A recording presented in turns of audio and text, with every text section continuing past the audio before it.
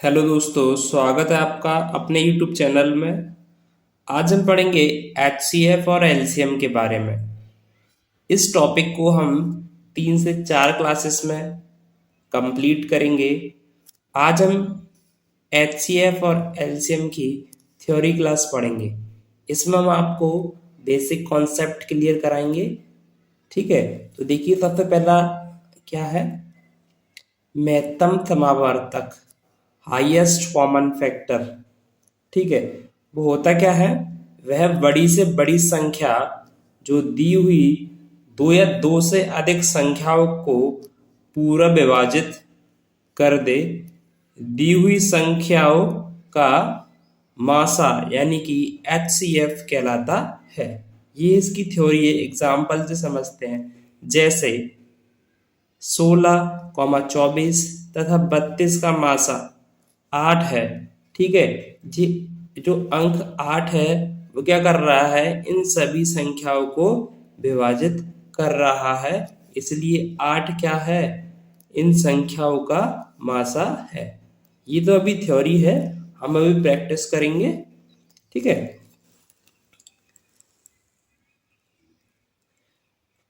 देखिए महत्तम समावर्तक ज्ञात करने की विधि।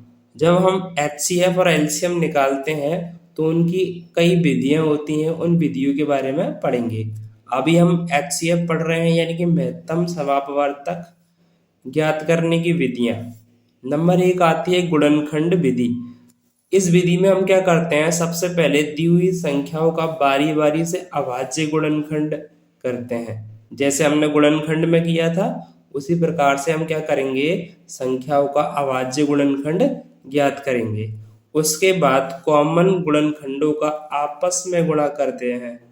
ठीक है, जब HCF निकालेंगे तो क्या करेंगे, कॉमन गुणनखंडों का आपस में गुणा करते हैं। जो गुणनफल प्राप्त होता है वही क्या होता है, हमारा मासा होता है।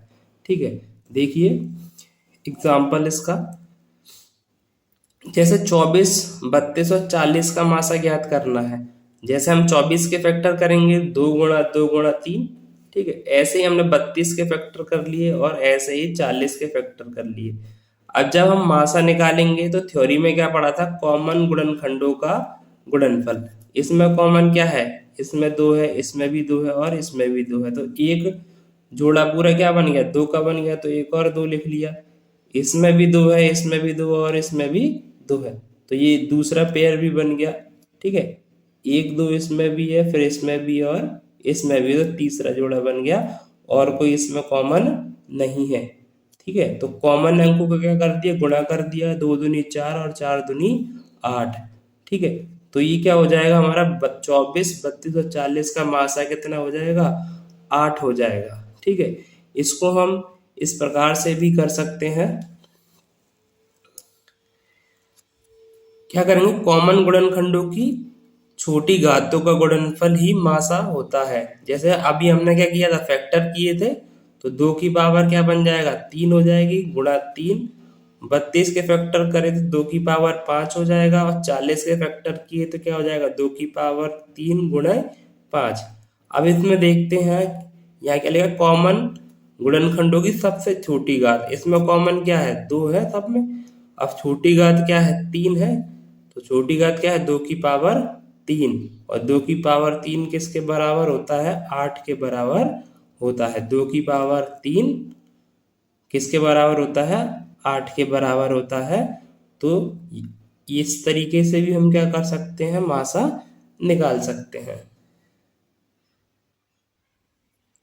अब हम दूसरी विधि पढ़ेंगे, उसका नाम है भाग विधि, डिवीजन मेथड।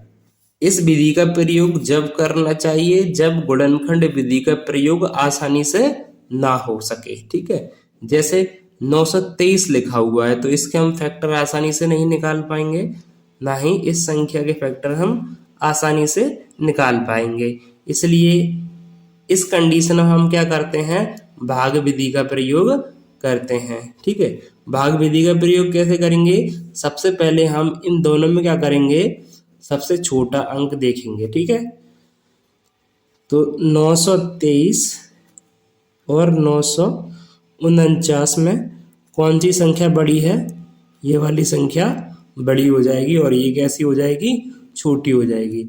अब हम भाग विधि से इसको हल करेंगे।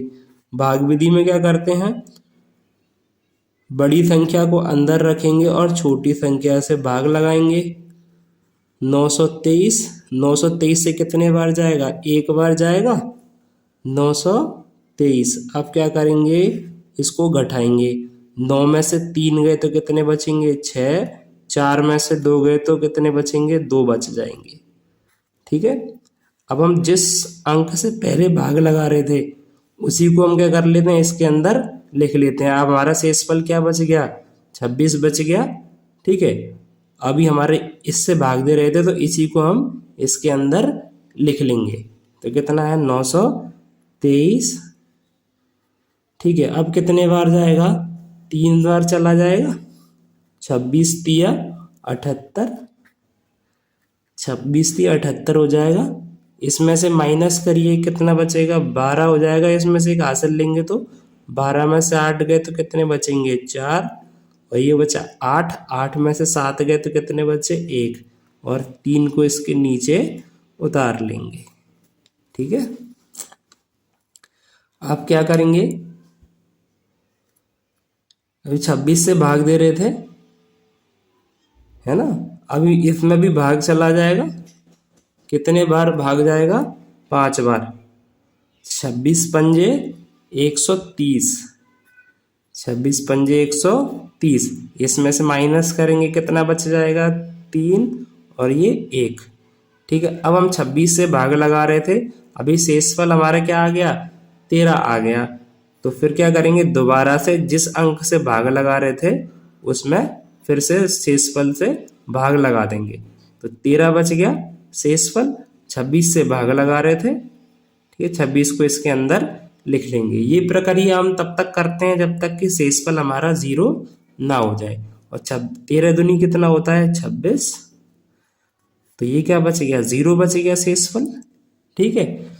अब जिस अंक से भाग देने पर, यानी जिस संख्या से भाग देने पर शेषफल 0 आता है, वही क्या होता है, उस संख्या का मासा होता है। जैसे 923 और कितना, 949 का मासा कितना क्या हो जाएगा, 13 होगा। ठीक है, 13 होगा। तो इस प्रकार से आप संख्याओं का मासा ज्ञात कर सकते हैं। एग्जाम्पल दूसरा देखिए, इसमें 3 संख्याएं हैं। अभी हम 2 संख्याओं का पढ़ रहे थे, अब इसमें कितनी संख्या आ गई, 3 संख्या आ गई। 168, 189 तथा 231 का मासा ज्ञात कर रहा है। ठीक है। तो इसमें हम क्या करते हैं, सबसे पहले कोई भी 2 संख्याओं का मासा ज्ञात कर लीजिए। ठीक है। तो मैं इस वाली संख्या का और इस वाली संख्या का पहले मासा ज्ञात कर ले रहा हूं। तो इसमें हमें पता है ये संख्या बड़ी है और ये संख्या छोटी है, तो छोटी संख्या को बाहर रखते हैं और बड़ी संख्या को अंदर रखते हैं। तो कितने बार भाग चला जाएगा, एक बार भाग जाएगा। 168, 9 में से 8 गए तो कितने बचे, 1 बचे। 8 में से 6 गए तो कितने बच जाएंगे, 2 बच जाएंगे। ठीक है। अब हम क्या करेंगे, जिस अंक से हम भाग लगा रहे थे उस संख्या को ही इसके अंदर दोबारा से लिख लेंगे। तो कितना हो जाएगा, 168 हो जाएगा, है ना। 168 हो गया। अब भाग कितने बार जाएगा, 8 बार पूरा पूरा भाग चला जाएगा। 21 अट्ठे 168। शेषफल क्या बचा, 0 बच गया। ठीक है। जब अब हम क्या हो गया, हमारे पास एक मासा निकल आया, अतः कौन कौन सी संख्याओं का मासा ज्ञात हो गया हमें, 168 तथा 189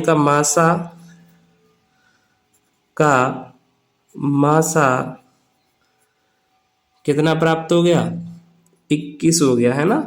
कितना प्राप्त हो गया, 21 प्राप्त हो गया, मासा 21 हो गया। अब हम क्या करेंगे, अब जो हमारे पास मासा आया है 21 और जो संख्या बची है उसका हम क्या कर लेंगे, HCF निकाल लेंगे तथा 231 का मासा।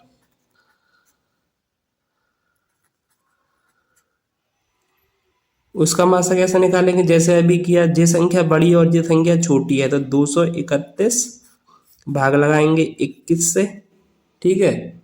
21 से ही क्या करेंगे, भाग लगाएंगे, कितना हो जाएगा, 21 से भाग जाएगा, 21 से कम 21, कितने बच जाएंगे, 3 में से 1 गया तो 2 बचे, 1 को नीचे उतारेंगे, ठीक है। फिर दोबारा से भाग चला जाएगा, 21 से कम 21 है ना, 21 से कम 21, दोबारा से भाग चला गया, अब शेषफल क्या बचा, 0 बच जाएगा, ठीक है। तो हमारे पास क्या बचा, तीनों संख्याओं का मासा ज्ञात हो गया, ठीक है। जो लास्ट में आता है वही क्या कहलाता है, उसका मासा कहलाएगा। 21 से सभी क्या हो गया, 0 प्राप्त हो गया, ठीक है। तो दी हुई संख्याओं का मासा क्या हो जाएगा, दी हुई संख्याओं का मासा हमारे पास 21 हो जाएगा, ठीक है। मासा कितना प्राप्त हो जाएगा, 21 प्राप्त हो जाएगा। तो इस प्रकार से आप मासा ज्ञात कर सकते हैं। नेक्स्ट क्लास में हम मिलेंगे, उसमें हम पढ़ेंगे लघुत्तक समावर्तक के बारे में, यानी कि लीस्ट कॉमन मल्टीपल्स, जिसे हम LCM के नाम से भी जानते हैं, ठीक है। तो अब हम मिलेंगे नेक्स्ट क्लास में, तब तक के लिए जय हिंद जय भारत।